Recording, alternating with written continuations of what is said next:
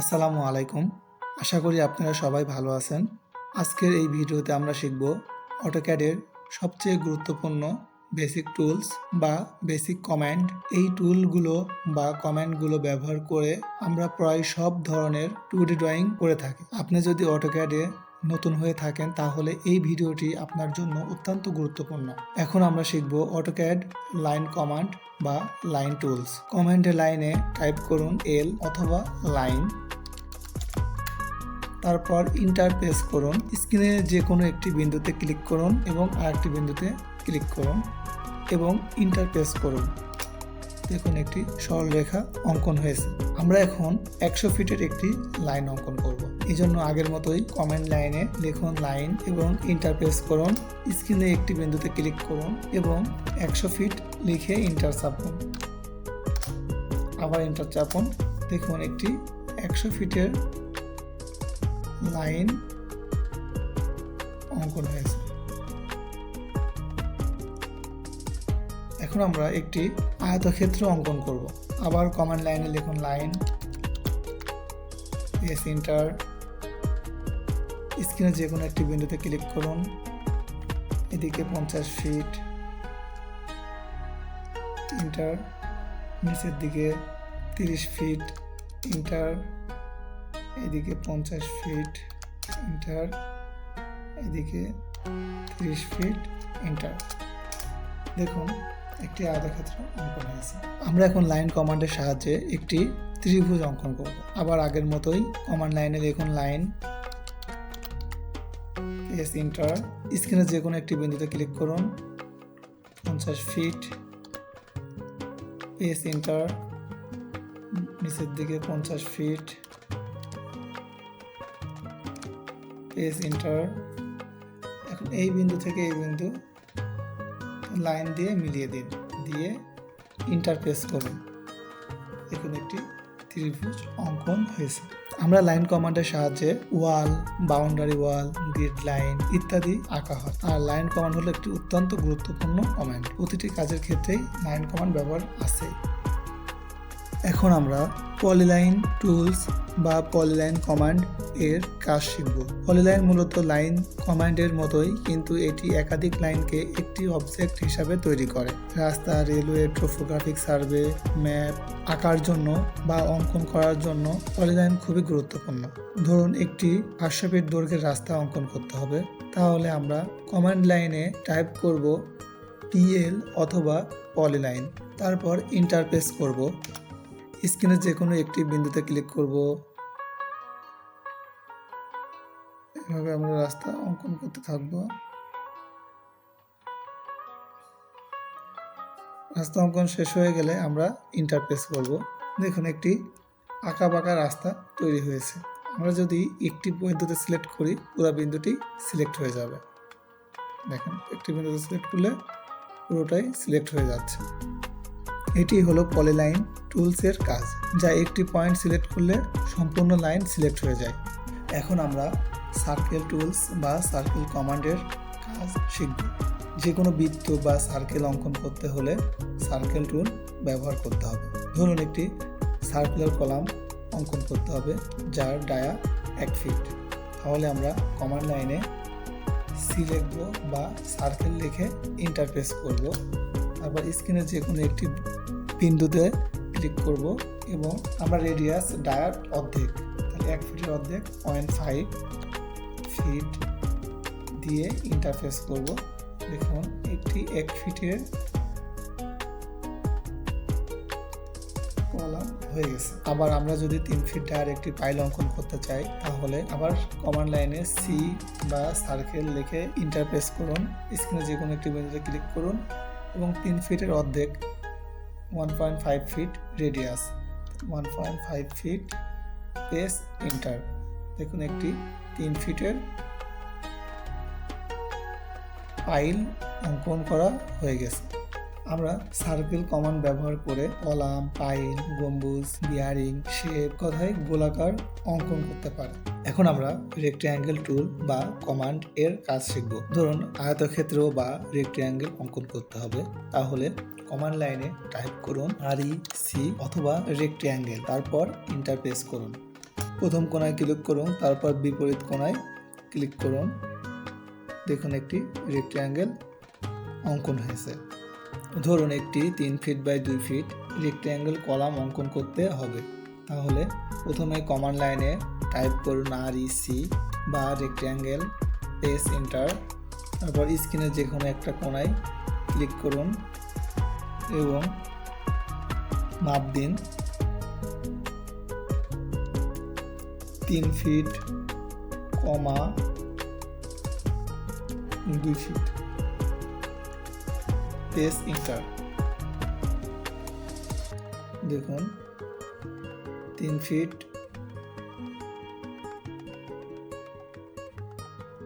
By 2 fit একটি rectangle অঙ্কন হয়েছে। রেক্ট্যাঙ্গেল কমান্ড বা rectangle tools room, slab, boundary আঁকার জন্য রেক্ট্যাঙ্গেল টুল ব্যবহার করা হয়। এখন আমরা মুভ টুল এর কাজ শিখব। মুভ টুলের সাহায্যে আমরা কোনো অবজেক্টকে এক স্থান হতে অন্য স্থানে সম্পূর্ণভাবে সরানো হলো মুভ টুলের কাজ। কমান্ড লাইনে টাইপ করুন M অথবা মুভ, তারপর এন্টার চাপুন। এখন যে অবজেক্টটিকে সরাবেন সেই অবজেক্টটি সিলেক্ট করুন, তারপর এন্টার প্রেস করুন।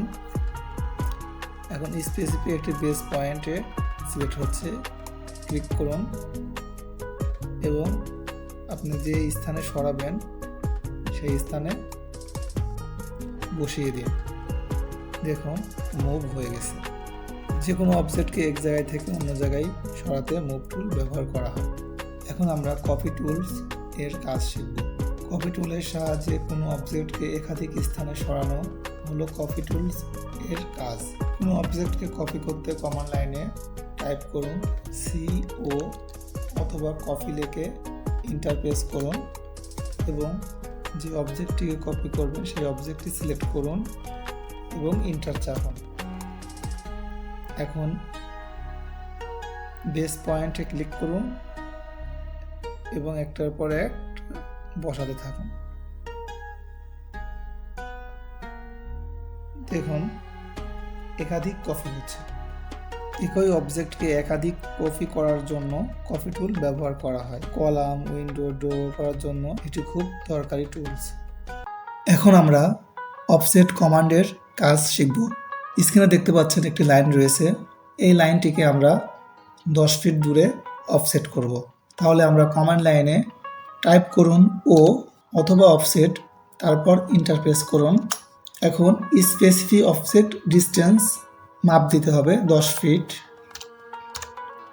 এন্টার প্রেস করুন। এখন লাইনটির উপর ক্লিক করে নিচের দিকে দেখেন 10 ফিট দূরত্ব দেখাচ্ছে। এখন স্ক্রিনে ক্লিক করুন, দেখুন 10 ফিট দূরে একটি লাইন অফসেট হয়েছে।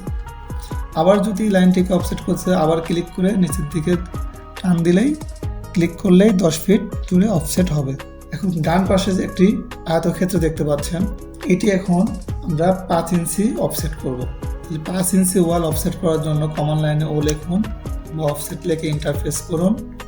5 ইঞ্চি লিখুন, এন্টার প্রেস করুন এবং এই লাইনটি ভিতর দিকে ধরুন এবং ক্লিক করুন। দেখুন একটি 5 ইঞ্চি অফসেট হয়েছে। এখন আমরা এক্সটেন্ড কমান্ডের কাজ শিখব। ধরুন আপনি একটি বক্স অঙ্কন করেছেন, সেটির একটি রেখা ছোট হয়েছে, সেই রেখাটি বৃদ্ধি করতে হবে, বা একটি লাইন ছোট হয়েছে, লাইনটি বৃদ্ধি করতে হবে, বা একটি লাইন আরেকটি লাইনের সাথে মিলাতে হবে। এজন্য এক্সটেন্ড কমান্ড ব্যবহার করতে হয়। কমান্ড লাইনে টাইপ করুন EX অথবা এক্সটেন্ড, তারপর এন্টার প্রেস করুন। এখন যে লাইনটি বৃদ্ধি করতে চান সেই লাইনটির উপর ক্লিক করুন।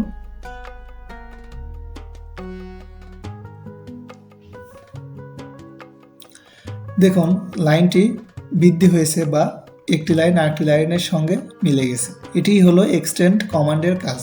এখন আমরা টিম কমান্ড এর কাজ শিখব। অটোক্যাডে সবচেয়ে গুরুত্বপূর্ণ একটি কমান্ড হলো টিম কমান্ড। ধরুন আপনি একটি বক্স অঙ্কন করেছেন, বক্সটির একটি রেখা বাড়তি হয়েছে, সেই অংশটি কেটে ফেলতে হবে। বা মুছে ফেলতে হবে। তাহলে কমান্ড লাইনে টাইপ করুন TR, তারপর এন্টার প্রেস করুন। এখন টিম কমান্ডের কাজ শিখব। ধরুন আপনি একটি বক্স অঙ্কন করেছেন, বক্সটির একটি রেখা বাড়তি হয়েছে, সেই অংশটি কেটে ফেলতে হবে বা মুছে ফেলতে হবে। তাহলে কমান্ড লাইনে টাইপ করুন TR, অথবা ট্রিম, তারপর এন্টার প্রেস করুন। এখন যে অংশটুকু মুছে ফেলবেন বা কেটে ফেলবেন সেই লাইনটির উপর ক্লিক করুন।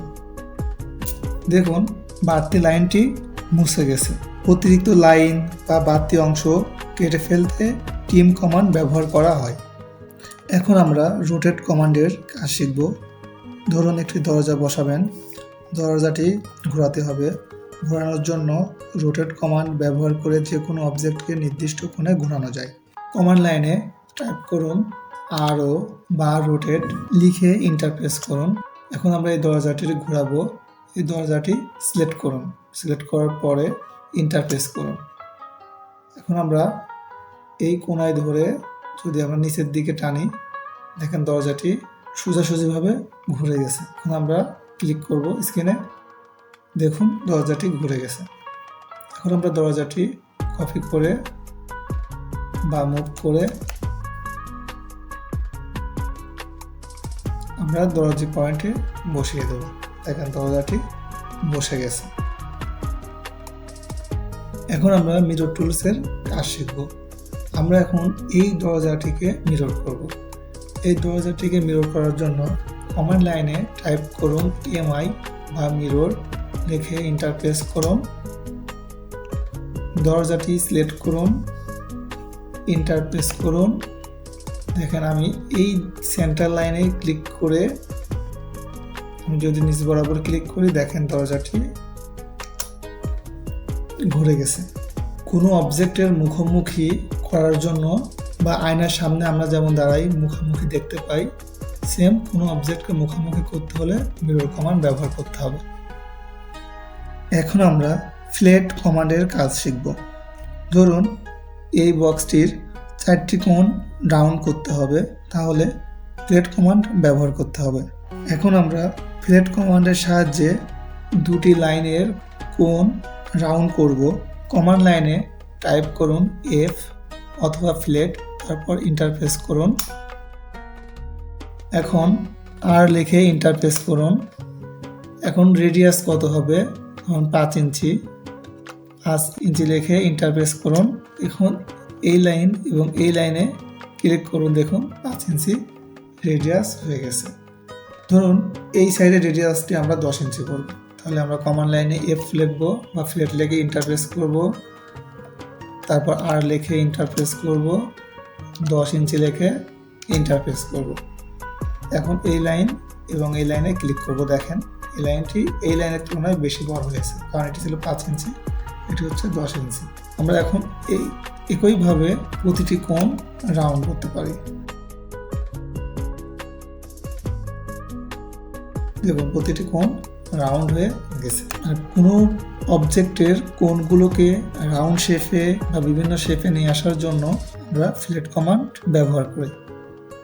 এখন আমরা হ্যাশ কমান্ডের কাজ শিখব। স্ক্রিনে দেখতে পাচ্ছেন একটি দরজা রয়েছে। দরজাটি আমরা এখন সলিড করে দেব। তাহলে আমরা কমান্ড লাইনে এইচ বা হ্যাশ লিখে এন্টার প্রেস করব। তারপর আপনাদের সামনে এমন একটি হ্যাশের স্ক্রিন চলে আসবে বা ইন্টারফেস চলে আসবে। এখন আমরা সলিডে ক্লিক করব। ক্লিক করে আমরা এখানে একটা ক্লিক করব, এখানে একটা ক্লিক করব, এখানে একটা ক্লিক করব। দেখেন সুন্দরভাবে হ্যাশ হয়ে গেছে। এটাই মূলত হ্যাশ কমান্ডের কাজ। এখান থেকে আপনি অনেক কিছু নিতে পারবেন, কংক্রিট, ইট, কংক্রিট, স্যান্ড, মানে আপনার যেটা যেটা প্রয়োজন হবে আমরা সেটা নেব। যেহেতু কাঠ হচ্ছে সলিড আকৃতির, তাই আমরা সলিড নিয়েছি। আমরা এখন ডাইমেনশন কমান্ডের কাজ শিখব। স্ক্রিনে একটি দরজা দেখতে পাচ্ছেন। এখন এই দরজাটির প্রস্থ কতটুকু আছে, পাল্লা কতটুকু আছে, এই মাপ দেখার জন্য আমাদের ডাইমেনশন কমান্ড ব্যবহার করতে হবে। তাহলে ডাইমেনশন দেখার জন্য আমরা কমান্ড লাইনে DIM রেখে এন্টার প্রেস করব এবং যেখান থেকে যে দূরত্ব পর্যন্ত আপনি ডাইমেনশন দেখতে চান সেটুকু ক্লিক করবেন। ধরুন এই পয়েন্ট থেকে এই পয়েন্ট, এখানে এই পয়েন্ট থেকে এই পয়েন্ট ক্লিক করলে 3 ফিট 6 ইঞ্চি আমাদের দরজার চকাট টু চকাট পর্যন্ত। আর এখন আমরা পাল্লার মাপ দেখতে চাইলে এই পয়েন্ট থেকে এই পয়েন্ট হলো পাল্লার মাপ। পাল্লার মাপ হচ্ছে 3 ফিট 2 ইঞ্চি। এখন আমরা স্কেল কমান্ডের কাজ শিখব। স্কেল কমান্ড ব্যবহার করে কোনো অবজেক্টকে ছোট থেকে বড় বা বড় থেকে ছোট করা যায়। স্ক্রিনে দেখতে পাচ্ছেন একটি দরজা রয়েছে 3 ফিট 6 ইঞ্চি। আমরা এখন এটিকে বড় করে 4 ফিট করব। প্রথমে আগে আমরা একটা 4 ফিট লাইন অঙ্কন করে নেব। এল, এন্টার, স্ক্রিনে ক্লিক, তারপর 4 ফিট, এন্টার, আরেকটা এন্টার। এখন 4 ফিটের একটা আমরা লাইন নিয়ে নিয়েছি। এখন আমরা এই দরজাটিকে স্কেল করে বড় করে 4 ফিট করব। তাহলে আমরা কমান্ড লাইনে এসসি বা স্কেল লিখে ইন্টারফেস করব। তারপর আমরা অবজেক্টটিকে পুরোটা সিলেক্ট করব। সিলেক্ট করা হয়ে গেলে আবার ইন্টারফেস করব। এখন আমাদের একটা স্পেসিফিক বেস পয়েন্ট সিলেক্ট করলাম। তারপর আমাদের রেফারেন্স দিতে হবে আর এন্টার। এখন আমরা এই পয়েন্টে একটা ক্লিক এবং দরজার শেষ পয়েন্টে একটা ক্লিক করে টেনে আমরা এই 4 ফিটের লাইনে মিলিয়ে দেব। দেখুন আমাদের দরজাটি 4 ফিট হয়ে গেছে। এখন আমরা আর্ক কমান্ডের কাজ শিখব। আর্ক কমান্ড ব্যবহার করে বাঁকা বা কার্ভ আকৃতির লাইন আঁকা হয়। স্ক্রিনে দেখুন একটি দরজা রয়েছে এবং দরজার পাল্লাটি রয়েছে।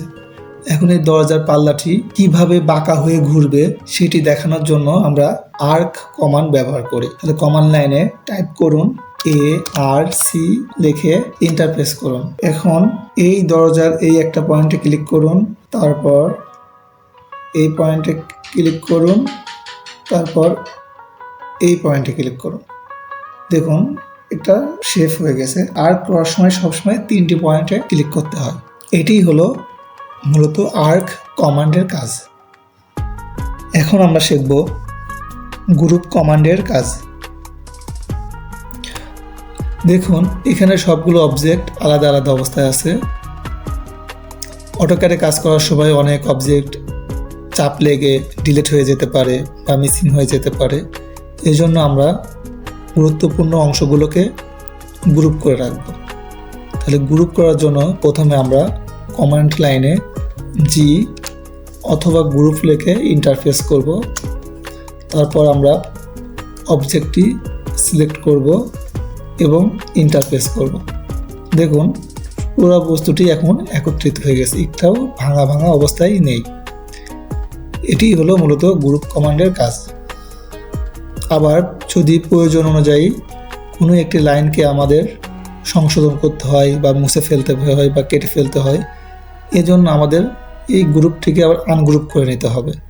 তাহলে আনগ্রুপ করার জন্য আমরা কমান্ড লাইনে আনগ্রুপ লিখব বা UNG লিখলে এখানে আপনাদের সামনে আনগ্রুপ চলে আসবে। তারপর ইন্টারপ্রেস করব, করে আমরা পুরো বস্তুটিকে কী করব, সিলেক্ট করব। দেখেন আনগ্রুপ হয়ে গেছে। আমরা এখন ইরেজ টুলের কাজ শিখব। কোনো অবজেক্টকে মুছে ফেলতে চাইলে আমরা ইরেজ টুল ব্যবহার করি। ধরুন এখানে একটি লাইনকে আমরা বা অবজেক্টকে মুছে ফেলবো, তাহলে আমরা কমান্ড লাইনে টাইপ করব ই অথবা ইরেজ, তারপর ইন্টারপ্রেস করব। এখন যে লাইন বা যে অবজেক্টটি মুছবো সেটির উপরে আমরা ক্লিক করব এবং ইন্টারপ্রেস করব। দেখুন অবজেক্টটি মুছে গেছে। যে কোনো অবজেক্ট বা লাইন মোছার জন্য ইরেজ টুল ব্যবহার করা হয়।